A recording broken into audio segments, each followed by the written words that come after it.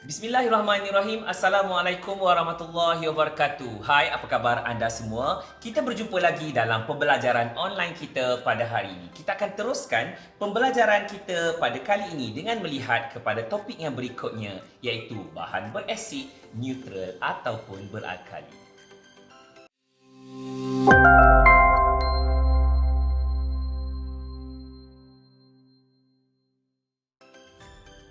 Okey, dalam topik yang sebelum ini kita sudah melihat beberapa ciri-ciri asid dan juga alkali. Jadi dalam kebanyakan bahan-bahan yang berada di sekeliling kita, kalau bahan tersebut ada asid, kita panggil dia sebagai bahan berasid. Kalau bahan tersebut adalah bahan beralkali ataupun ada alkali, maksudnya kita panggil bahan tersebut sebagai bahan beralkali. Kalau tiada kedua-duanya, itu adalah bahan neutral. So, macam mana kita nak tahu bahan-bahan tersebut berasid atau beralkali? Kita boleh gunakan banyak indikator ataupun penunjuk-penunjuk yang sesuai. Antaranya termasuklah phenolphthalein, methyl jingga, penunjuk universal penunjuk semesta ataupun universal indicator, ataupun menggunakan kertas litmus biru dan juga merah. So dalam pembelajaran kali ini kita akan lihat beberapa bahan dan kita akan uji dia sama ada dia bersifat asid ataupun alkali. Okey, baiklah. Kita akan uji beberapa bahan pada hari ini dengan pelbagai penunjuk untuk menunjukkan sama ada bahan tersebut asid ataupun alkali. So, bahan kita yang pertama ialah buah nenas. So, memang sedap bau dia ni. Okey, pertama sekali kita akan gunakan penunjuk semesta. Kita akan letakkan penunjuk semesta di atas nenas. Okey, untuk yang pertama. Alright, okey.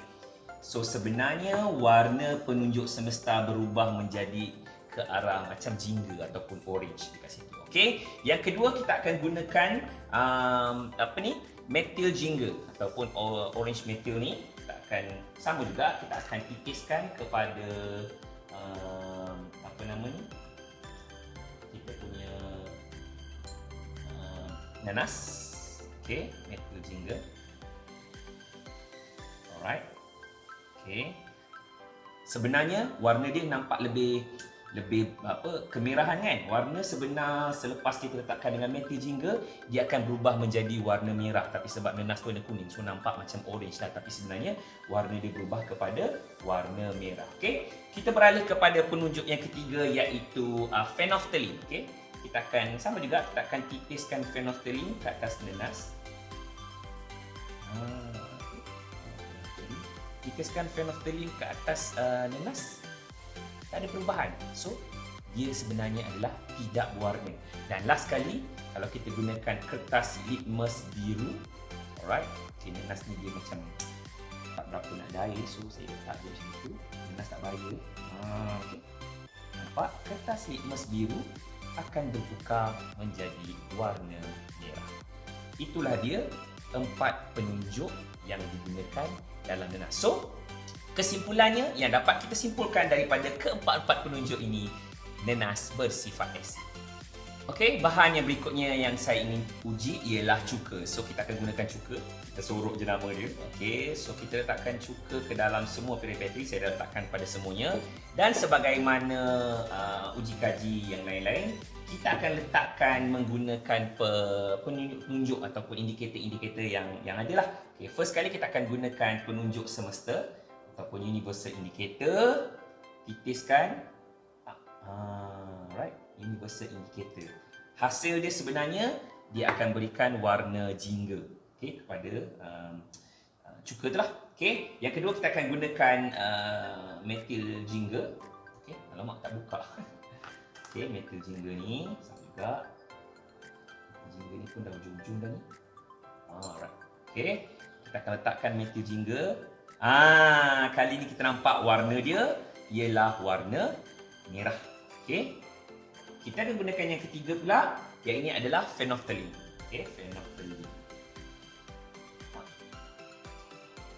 Macam tadi tidak balas. So, sebenarnya warna dia ialah tiada warna.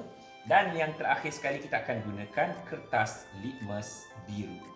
Letakkan kertas litmus biru. Dia terus bertukar menjadi warna. Okey, so itulah dia 4 penunjuk yang kita gunakan untuk menguji cuka. So kesimpulannya, cuka bersifat asid. Okay, kita nak uji bahan yang berikutnya ini iaitu ubat gigi. So sama juga seperti asid dan alkali lain, kita kena tambahkan air supaya asid atau alkali hanya boleh menunjukkan sifatnya apabila asid atau alkali tersebut ada kehadiran air ataupun mesti ada kehadiran air. So kita akan kacaukanlah sikit dengan air ni. Okay. Alright. Ini kacau sikit dengan air.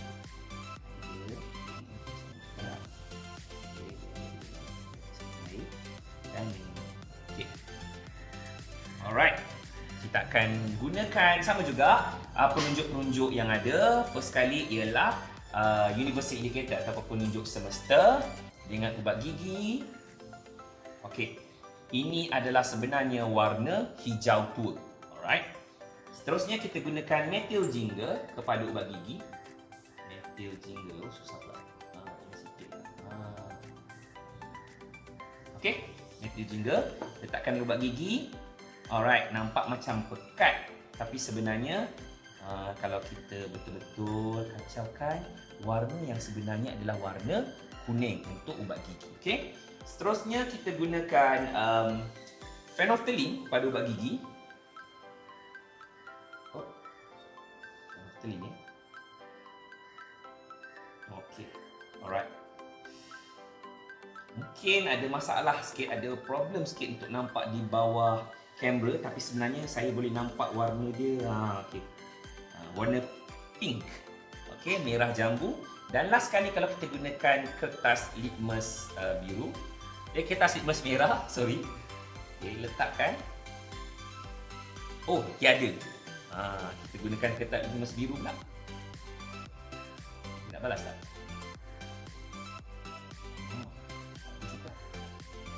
Okey, mungkin dekat sini. Ni nampak ni. Kertas litmus merah bertukar menjadi sedikit kebiruan. Okay. So daripada eksperimen ini dengan kertas litmus yang sukar nak berubah warna, kita boleh katakan ubat gigi adalah sejenis alkali, tapi dia mungkin alkali yang lemah.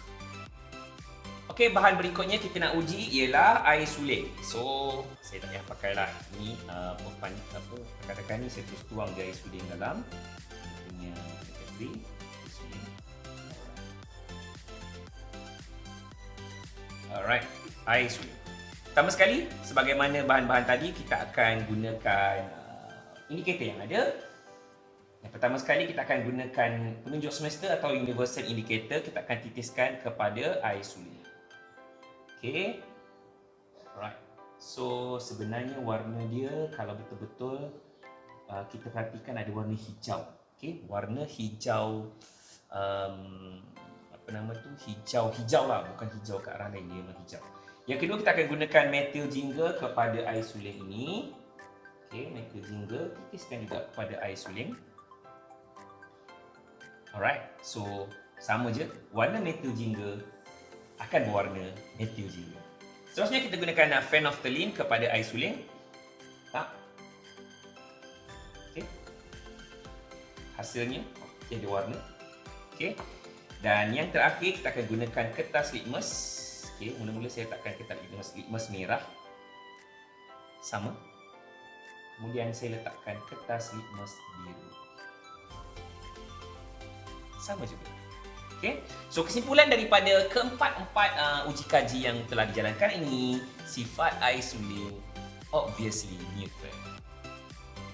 Okey, untuk bahan yang berikutnya kita akan menggunakan pencuci pinggan. So pencuci pinggan ni sebenarnya saya dah larutkan dalam air. Dalam setiap petri dish ni saya letakkan air suling lah. Sebab alkali hanya menunjukkan sifatnya dalam asid dan alkali menunjukkan sifatnya dalam air. So sama juga kita akan gunakan penunjuk-penunjuk satu demi satu. First kali kita akan gunakan penunjuk semesta, universal indicator, titiskan.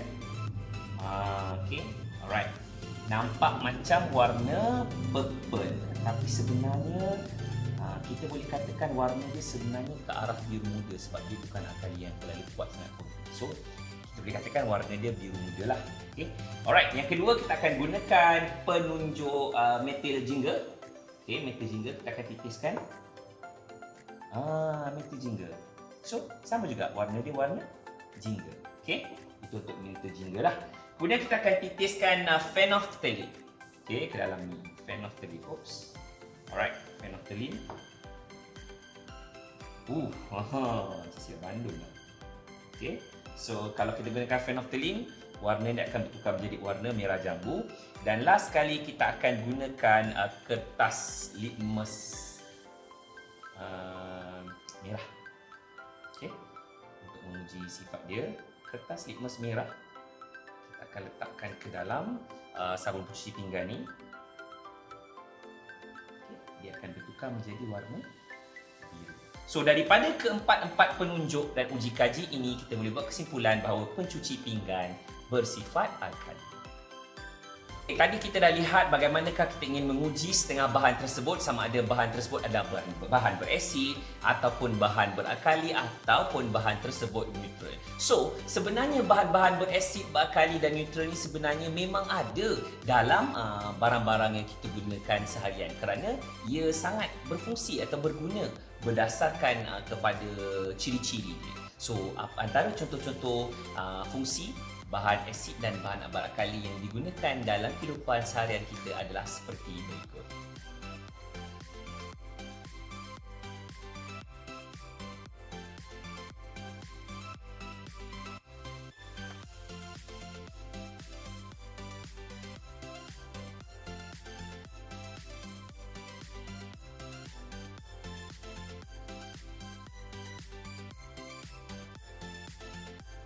Okey, itulah tadi berkenaan dengan bahan berasid dan bahan berakali. Kita sudah lihat bagaimanakah kita ingin tentukan bahan itu berasid atau berakali dengan menggunakan penunjuk-penunjuk tertentu, dan kita telah melihat beberapa barangan harian kita yang mempunyai asid ataupun alkali. Sehingga kita berjumpa dalam pembelajaran akan datang. Assalamualaikum dan jumpa lagi.